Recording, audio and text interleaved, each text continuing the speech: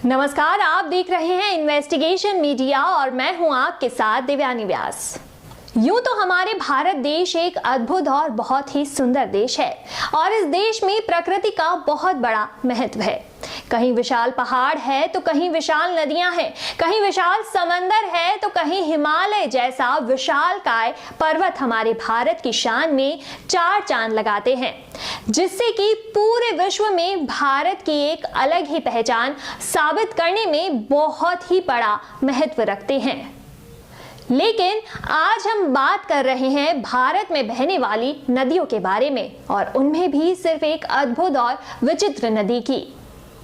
यूं तो भारत में 400 से भी ज्यादा छोटी और बड़ी नदियां बहती है।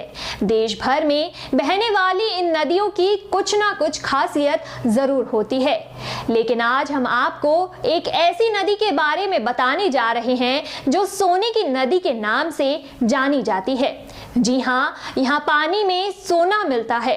आपको जानकर हैरानी होगी कि सैकड़ों साल बाद भी वैज्ञानिक भी ये पता नहीं लगा पाए कि इस नदी में सोना क्यों बहता है।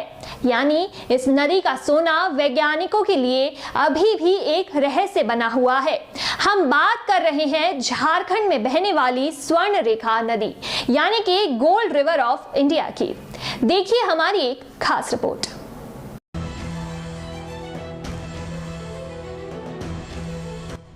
नदी में पानी के साथ सोना बहने की वजह से इसे स्वर्ण रेखा नदी के नाम से जाना जाता है।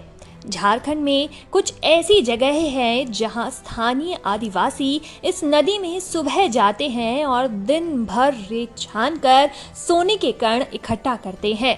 इस काम में उनकी कई पीढ़ियां लगी हुई है।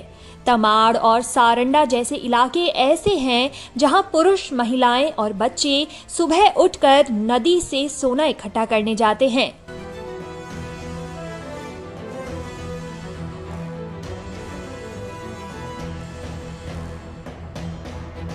ये नदी झारखंड, पश्चिम बंगाल और ओडिशा में बहती है। इसका उद्गम झारखंड के रांची शहर से लगभग 16 किलोमीटर दूर से होता है। इस नदी से जुड़ी हुई एक हैरान कर देने वाली बात यह है कि रांची स्थित ये नदी अपने उद्गम स्थल से निकलने के बाद उस क्षेत्र की किसी भी अन्य नदी में जाकर नहीं मिलती, बल्कि ये नदी सीधे बंगाल की खाड़ी में गिरती है। मीडिया रिपोर्ट्स की माने तो यहाँ रिसर्च कर चुके कई भूवैज्ञानिकों का दावा है कि ये नदी चट्टानों से होकर आगे बढ़ती है और इस वजह से इसमें सोने के कण आ जाते हैं। हालांकि इस बात में कितनी सच्चाई है, इस बात का पता आज तक नहीं लग सका है।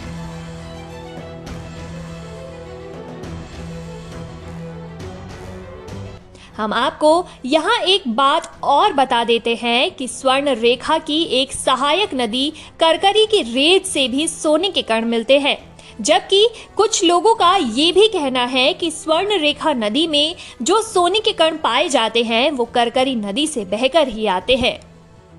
नदी की रेत से सोना इकट्ठा करने के लिए लोगों को दिन भर मेहनत करनी पड़ती है। आदिवासी परिवार के लोग दिन भर पानी में सोने के कण ढूंढने का काम करते हैं। दिन भर काम करने के बाद आमतौर पर एक व्यक्ति 1 से 2 सोने के कण ही निकाल पाता है। एक कण को बेचकर 80 से 100 रुपए कमाते हैं। इसी तरह सोने के कण बेचकर एक व्यक्ति महीने में 5 से 8 हजार रुपए कमा ही लेता है। Bureau report, investigation media.